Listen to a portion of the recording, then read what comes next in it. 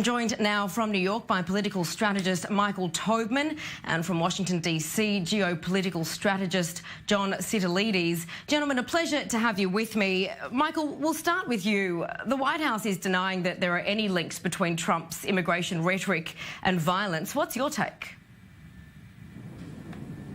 Well, there's an old saying, and I don't mean to be too glib, that you can't kill your parents and then throw yourself on the mercy of the court as an orphan. Of course, this rhetoric impacts our civic discourse, and I think not for the better. Did anything the president say specifically incite this specific horrific act? No, of course not. There's not that sort of culpability. But I would say that by debasing and coarsening our politics, both in the campaign as a candidate and as president, it has certainly contributed to these things being perhaps more acceptable and people not seeing these social media outbursts as the warning they really are, but rather as part of the background noise that has become too much of our politics. Sure. John, to you in Washington, D.C., looking at Trump's rhetoric around the migrants, is that fostering a culture of xenophobia in the United States? I don't believe that's the case. I mean, we're talking here about thousands of people who openly are intending to break U.S. federal law as their first act on American soil. And the president believes that it's his constitutional duty to protect American borders, American sovereignty, and as the spokesman said in the segment earlier, to enforce U.S. law. So if people are coming here to become criminals by their very first act, I would think he'd be derelict in his duty if he were not taking every step to protect our borders and ensure that people enter the United States lawfully, not illegally. OK, so then, Michael, with that nationalism versus globalism attitude, we've heard Trump saying he's a nationalist, not a globalist. What's the impact of a nationalistic approach to leadership?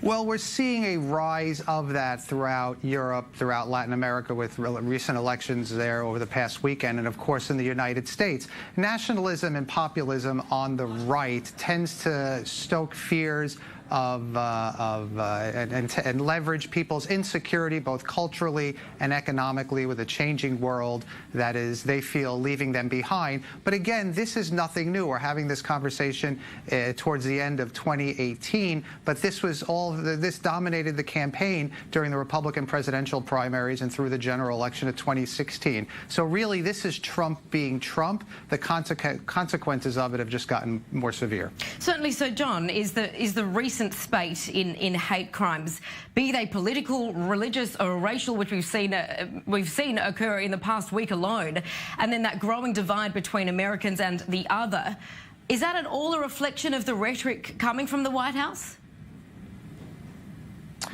I actually wonder about the premise of a so-called recent spate in hate crimes. The Jewish community in the United States knows that there have been 19,000 cases of hate crimes against Jewish Americans in the 20 years from 1996 to 2016, before Donald Trump set foot in the White House as president.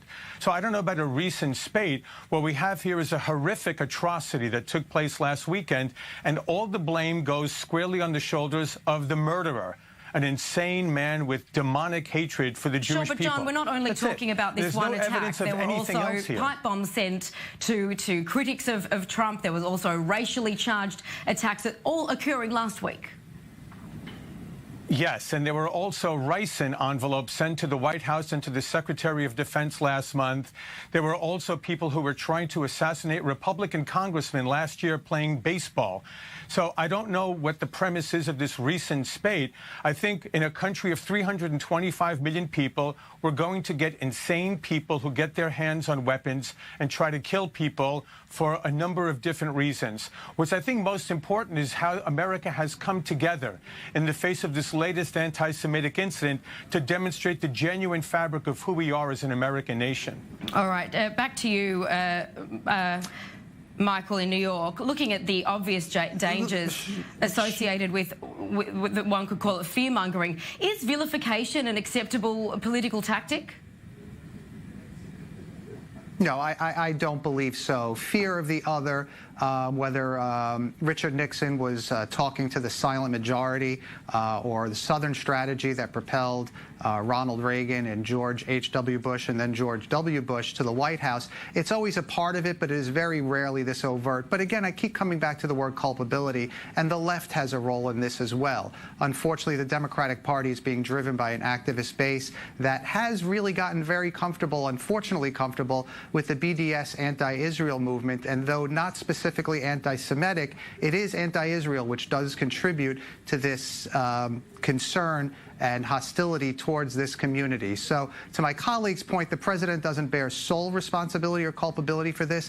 There is a shift in tone in the Democratic Party on the left as well that is equally troubling.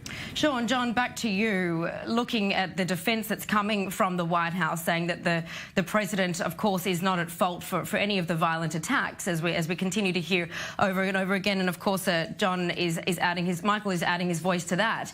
Does the president or any president bear responsibility for worrying social trends? Well, I think it all depends on a case-by-case basis, and I simply haven't seen it here. To be very fair, you know, to go back to your comments before about the use of the word nationalism, I think there's a context here that also needs to be included in the discussion. I think most people look at nationalism or nationalist as a very strong term that we don't use in polite society, and maybe the preferred term is patriotic. But I think in Trump's mind, as I look at him and I hear him speak, I think his binary formula is you're either a globalist or a nationalist. And if he doesn't want to be portrayed as a globalist for a number of reasons that go back 15 years or so, then he'd prefer to be called a nationalist. It'd be better if he called himself a patriot, then we wouldn't be having this discussion. All right, Michael Tobman, John Sitilides.